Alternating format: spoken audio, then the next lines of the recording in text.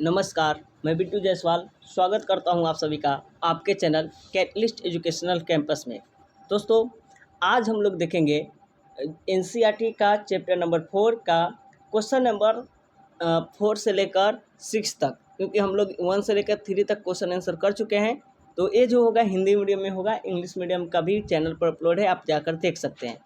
तो हिंदी मीडियम का question number 4 है, यानी बायोलॉजी का चैप्टर नंबर 4 का कि क्या आप मानते हैं कि पिछले 50 वर्षों के दौरान हमारे देश के जनन स्वास्थ्य में सुधार हुआ है?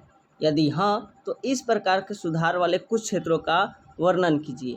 ठीक है, तो चलिए इसका आंसर लिखिएगा आप लोग कि हमारे देश में 1951 में जन स्वास्थ्य को एक लक्ष्य के रूप में प्राप्त करने के लिए राष्ट्रीय स्तर पर कार्यक्रमों की शुरुआत हुई थी।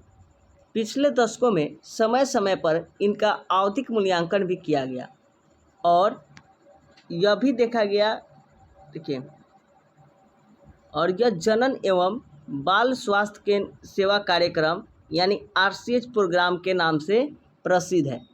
उसके साथ साथ श्रव्य तथा दृश्य यानी ऑडियो विजुअल और मुद्रित सामग्री की सहायता से सरकारी एवं गैर सरकारी संगठन जनता के बीच जनन संबंधी पहलुओं के प्रति जागरूकता पैदा करने के लिए विभिन्न उपाय कर रहे हैं।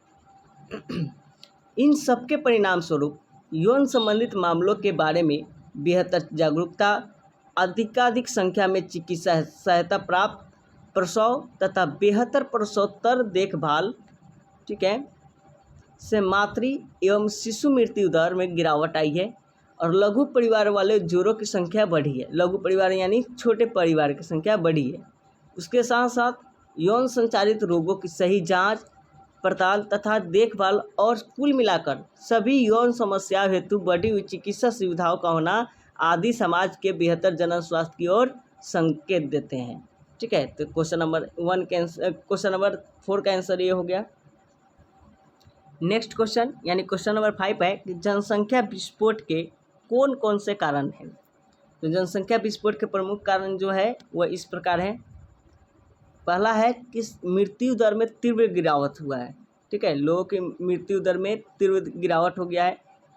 उसके साथ साथ मातृ मृत्यु दर हो तब या शिशु मृत्यु दर हो तब, यानी इन्फेंट और मोर्टेलिटी रेट दोनों में क्या हुआ है, इन्फेंट मोर्टेलिटी रेट में कमी हो गया है। ठीक है, यानी लोगों के मरना कम हो गया है। उसके साथ साथ जनन से लोगों की संख्या में वृद्धि का होना, यानी दूसरा की जनन कर रहा है, इस कारण से और जनसंख्या बढ़ रहा है।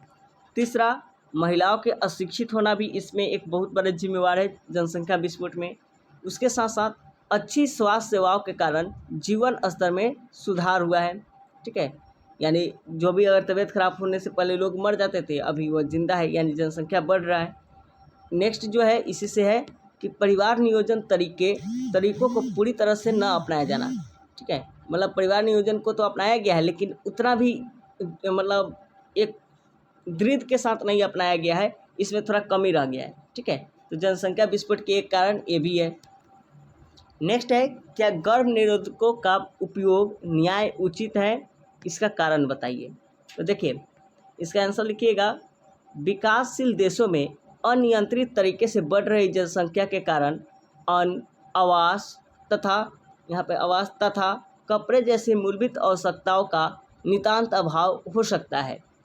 इसलिए सरकार पर यह दबाव था कि इस प्रकार की जनसंख्या वृद्धि दर को काबू रखने के लिए गंभीर उपाय अपनाया जाए और इस प्रकार की समस्या से निपटने के लिए एक महत्वपूर्ण उपाय यह था कि लघु परिवार को बढ़ावा होने के लिए प्रोत्साहित करना। ठीक है, बढ़ावा हेतु गर्भ निरोधक उपाय अपनाने को प्रेरित किया जाए।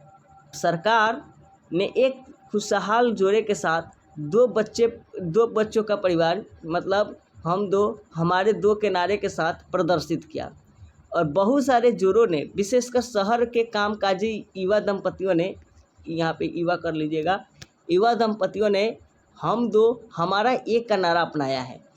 उसके साथ साथ सरकार ने एक और काम किया है कि विवाह के लिए वैधानिक आयु स्त्री के लिए 18 वर्ष तथा पुरुष के लिए 21 वर्ष सुनिश्चित किया गया है। देखिए अभी इसका नियम चेंज हुआ है, 18 से 21 कर दिया गया है लड़की के लिए, लेकिन अभी जो एनसीईआरटी में आपका आंसर है वही यही है, तो यही आप लोग अभी याद रखिएगा। और इस समस्या से निपटने के लिए लघु परिवार के लिए जोड़ों को प्रोत्साहित किया जाता है। और आजकल व्यापक परिधि के गर्भ निरोधक जैसे कि सामान जैसे कि आसानी से उपलब्ध है, उन्हें मोटे तौर पर निम्न श्रेणियों में बांट सकते हैं। जैसे यानी जनन स्वास्थ्य रोक मतलब जनन जो है रोकने का ये सब उपाय है, यानी जनसंख्या कंट्रोल करने का। तो सबसे पहले है प्राकृतिक या परंपरागत रोध, ठीक है। उसके बाद रोध मतलब बैरिया, उसके साथ आईयूडीएस यानी कॉपर टी, ये सब हो गया आईयूडीएस में। उसके बाद मुख से लेने वाली गर्भ निरोधक, टीका के रूप में लेने वाला, अंतरोप तथा शैल क्रियात्मक विधियाँ, और इनमें से कोई भी एक विधि अपनी आवश्यकता और उपयोगिता के अनुसार हम चुन सकते हैं, ठीक है, जनसंख्या कंट्रोल के लिए, ठीक है। तो रहने देते हैं आज के लिए इतना ही।